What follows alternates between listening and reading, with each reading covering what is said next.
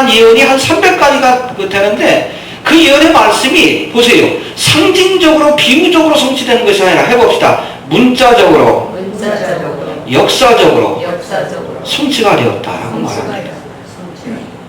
이해가 되십니까? 문자적으로 역사적으로. 요한계시록은 바로 반드시 속히 될 일, 1절에 표현하듯이 장래의 일들을 알려주시는 예언의 말씀입니다. 19절에도 나오죠. 19절도 한번 봅시다. 시작. 그러므로 내 공공과 이제 있는 일과 장차 될 일을 기록하라. 그렇죠? 장차 될 일, 앞으로 있을 일들, 특별히 종말의 때 있을 일들, 그러한 예언의 말씀, 미래적 사건을 기록한 그 예언의 말씀이라고 이렇게 이해하시면 됩니다. 지난 2000년의 교회 역사 속에서 과연 이 요한계시록을 어떻게 이해하고 해석할 것인가, 여기에 대한 신학적인 논쟁이 많이 있었다고 합니다. 여러분, 우리가 어떠한 신학적인 입장 또는 요한계시록의 해석법을 따르냐에 따라서 요한계시록이 지닌 의미와 가치가 달라질 수 있는 거예요. 이해가 되십니까?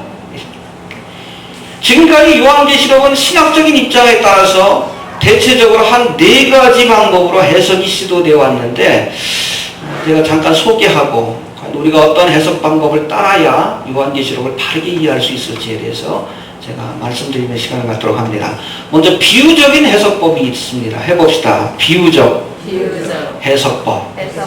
알레고리컬 인터프리테이션이라고 얘기를 하는데, 이건 요한계시록에 기록된 모든 말씀들이 역사적인 사건을 염두에 둔 것이 아니라, 실제로 일어난 일이 아니라, 그것을 쓴 글이 아니라 그저 성도들에게 영적인 신앙적인 교훈을 주기 위해서 쓰여진 하나의 비유적인 말씀에 불과하다라고 주장하는 거예요.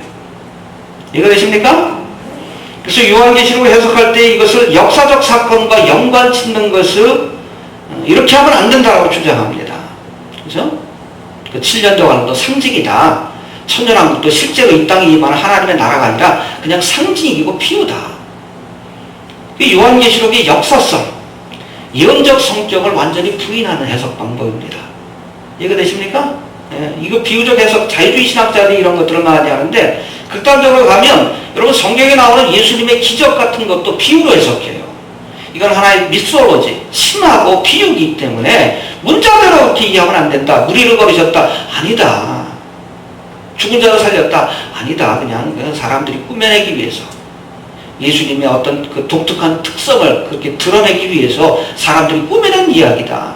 비유로 해석하려고 해요. 성경을 이해할 수가 없습니다. 또 두 번째, 과거적 해석법이 있어요. 프리터리스트라고 하는데, 프리터리즘이라고도 합니다. 해봅시다. 과거적 해석. 이것은 요한계시록이 이미 과거에 일어난 사건, 특별히 초대교회 당시의 상황을, 그쵸, 2000년 전에 이미 일어난 그 상황, 그때의 일들을 기록한 글이다. 일어난 일을 보고 기록한 글이다 라고 그렇게 해석하는 겁니다. 이런 주장을 하는 사람들은 요한계시록에 묘사된 전쟁, 영적 전쟁에 관한 기록이, 이것은 장차 있을 영적 전쟁에 관한 기록이 아니라 그 당시에 초대교회와 유대주의자들과의 그 싸움, 아니면 초대교회와 이방종교, 로마와의 영적 전쟁을 묘사하는 것이다라고 그렇게 주장합니다.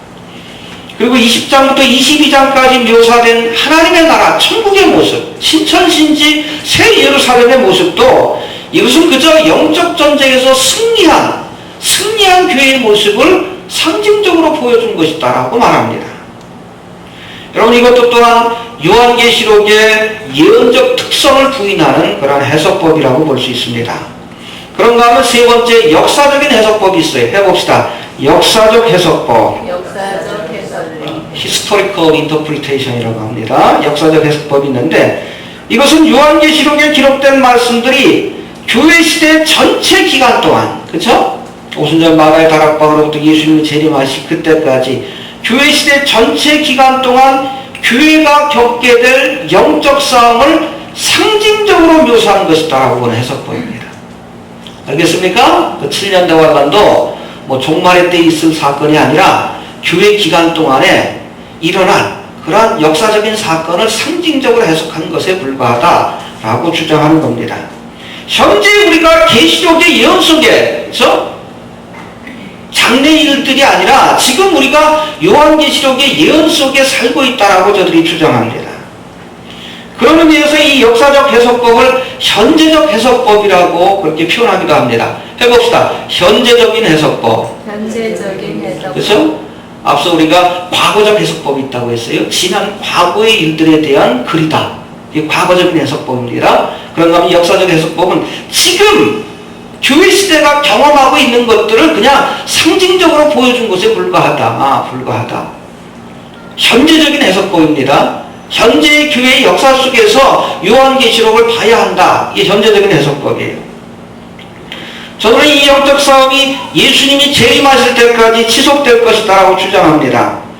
여러분, 역사적 해석법을 주장하는 사람들은 중요한 역사적, 신앙적 사건이 발생할 때마다 이것을 끊임없이 요한계시록의 예언과 연관지어서 해석하려고 해왔어요. 그래서 유럽에서 나폴레옹이 등장해가지고 유럽을 정벌할 때, 저가 요한계시록에 나오는 친성, 저 그리스도다.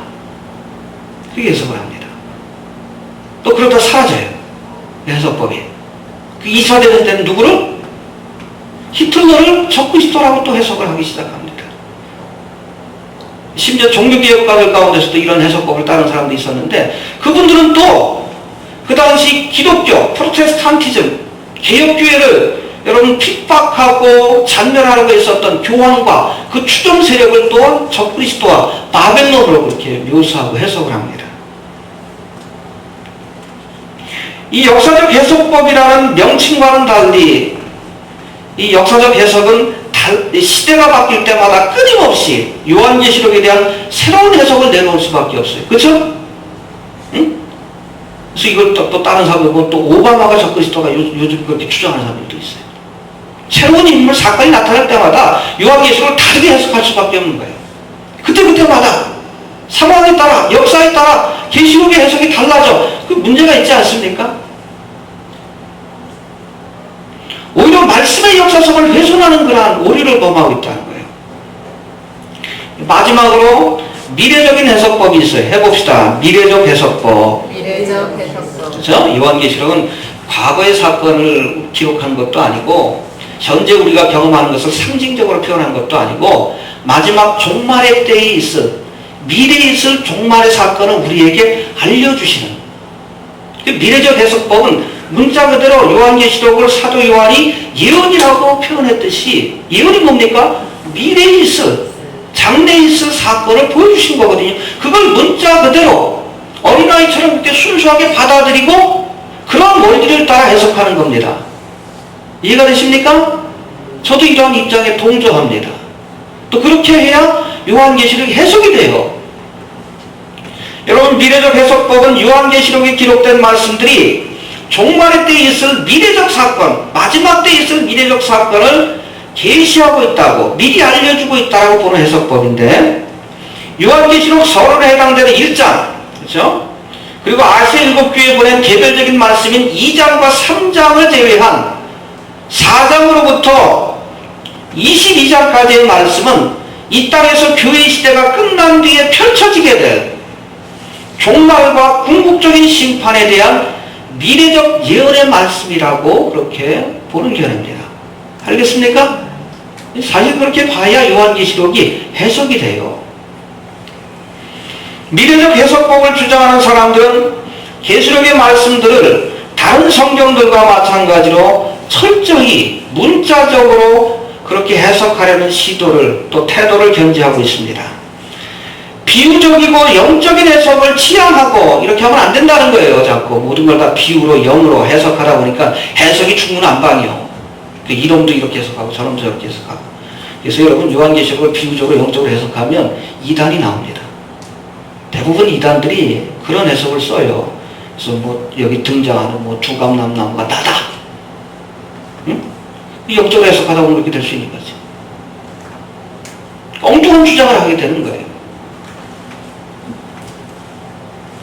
이런 비유적 영적 해석을 취향하고 성경의 예언들이 실제로 일어날 미래적 사건으로 보고 여기에 대해서 문자적인 시도,